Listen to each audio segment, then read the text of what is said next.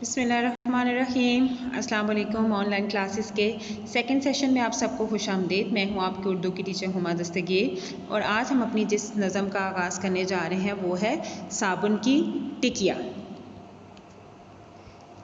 इसकी फ़हरिस्त में क्या क्या है कि हम इस नज़म में क्या क्या पढ़ने जा रहे हैं। सबसे पहले इस नज़म की पढ़ाई करेंगे, उसके बाद तारुफ, सवाल जवाब, अल्फाज, जुमले, सोतियात और कवायद करेंगे। सबसे पहले हम आ जाते हैं नज़म की पढ़ाई की तरफ। साबुन की टिकिया नन्ही सी बिटिया पानी में छप छप करती है गपशप। पानी बहाए छींटे उड़ाए, लो झाग निकालो मुन्नू को देखो, वो भाग निकला जब मुंह धुलाए। साबुन लगाए मुन्नू अकेला, सबको नचाए। लाते चलाए धम धम धमाधम, आंसू बहाए छम छम छमाछम। मुन्नू खड़ा है कुर्सी के ऊपर, साबुन के डर से करता है थर थर। मुन्नू को पकड़ो बाजू में जकड़ो, नलके पे लाओ टब में बिठाओ। साबुन की टिकिया सर पर लगाओ, जब झाग निकले पानी बहाओ।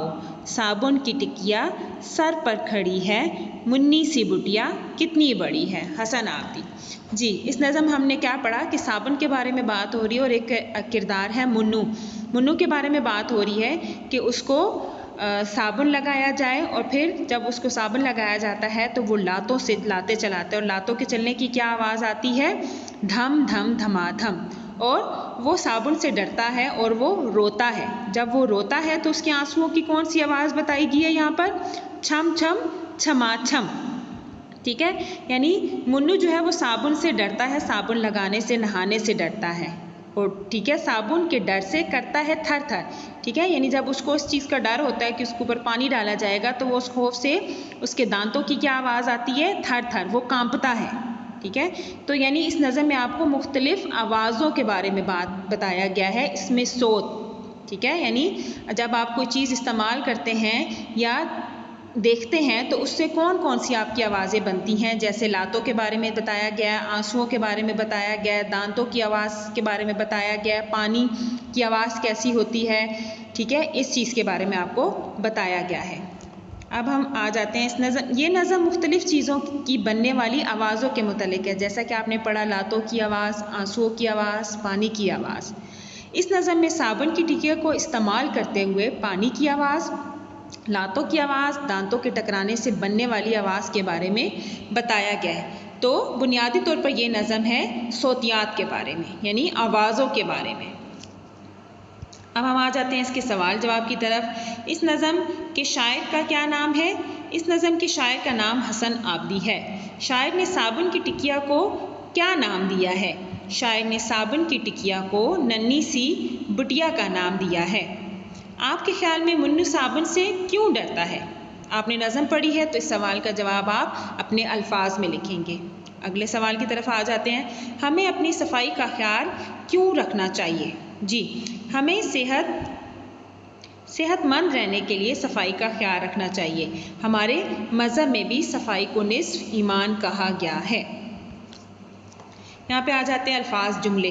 अल्फाज के जुमले बनाइए। आपके पास अल्फाज दिए गए हैं, झाग, आंसू, डर, नलका, थर थर और छम छम। इन अल्फाज के आपने जुमले अपनी कॉपी पे बनाने हैं।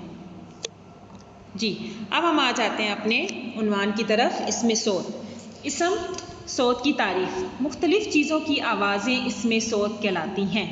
इसम का मतलब नाम। इसम का मतलब क्या होता है? नाम, किसी भी शख्स, चीज़, जगह के नाम को हम क्या कहते हैं? इसम कहा जाता है।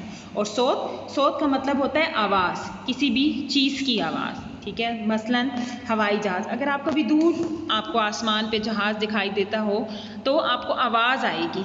उस हवाई जहाज़ की आवाज़ कैसी होती है? जूं जूं।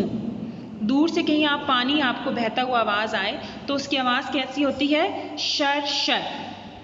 बारिश की आवाज़ कैसी होती है? जब बारिश तेज़ हो रही हो तो उसकी आवाज़ कैसी होती है? छम छम।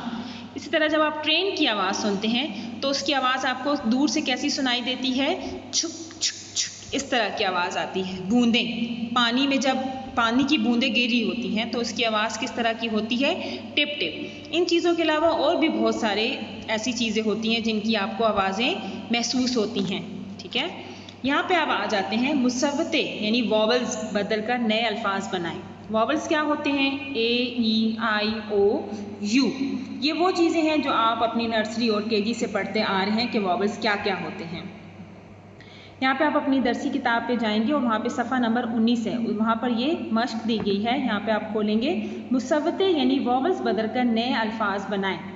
अलिफ छोटी ये, अलिफ बड़ी ये, पेश और वाव पेश यानी ई, ए और ऊ, ये आपके हो गए वॉवल्स। छोटी ये किस चीज़ का साउंड दे रही है? ई, ये ई। बड़ी ये ए, ई, ए और पेश ऊ, ओ, ऊ, वाव आएगा यहाँ पर। हम अपनी मश्क की तरफ आ जाते हैं। पहला क्या है? आपको यहाँ पे एक मिसाल भी दी गई है, तार, तीर, ई की आवाज़ आ रही है यानी जेर की आवाज़ आ रही है। चार, चीर, पास, पीस, बान, बीन, चाल, चील। आगे आ जाते हैं, अलिफ को हटा के हमने लगाना है बड़ी ये और हमारा साउंड क्या आएगा? ए। जाल, जेल, माल, मैल, राल, रेल, दार, देर, बाल, बैल। आगे नेक्स्ट, चुना, पेश, चूना, वाव, ऊ, वाव पेश ऊ, चूना, भुना, भूना, सुख, सूख, कुट, कूट, छुट, छूट। क्लियर हो गया सबको? अब हम आ जाते हैं नेक्स्ट, के और के का इस्तेमाल। अच्छा, आप सब बच्चे जब इसको के और के का इस्तेमाल करते हैं तो उसमें बहुत सारी मिस्टेक करते हैं। वो क्या मिस्टेक होती है कि जहाँ पे आपने के का इस्तेमाल करता हो वहाँ पे आप के का इस्तेमाल करते हैं, इस के का, और जहाँ पे आपने के का इस्तेमाल करना हो वहाँ पे आप के का इस्तेमाल करते हैं। तो इनमें फ़र्क क्या है हम ये पढ़ेंगे आज। के दो जुमलों के दरमियान किसी बयान को वाज़िया करने के लिए इस्तेमाल किया जाता है। ठीक है, मसलन अम्मी जान ने कहा था या अम्मी ने कहा था कि जल्दी घर आना, यानी दो जुमलों के दरमियान बयान को वाज़िया किया गया कि क्या बात बयान की गई है। अम्मी जान ने कहा था, क्या कहा था? कि जल्दी घर आना। मैंने सोचा कि मुझे आज दादी जान के घर जाना चाहिए। अब दो जुमलों में कनेक्शन है। मैंने सोचा, क्या चीज़ सोचा, क्या बयान किया कि आज मुझे दादी जान के घर जाना है, तो हमने इस्तेमाल किया के। इसके अलावा और भी बहुत सारे जुमले आप खुद बनाएंगे और उनमें आपको जब आप ये एक्सरसाइज करेंगे तो आपको आ जाएगी इसकी समझ।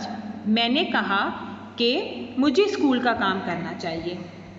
मैं सोच रही थी कि मुझे बाज़ार जाना चाहिए।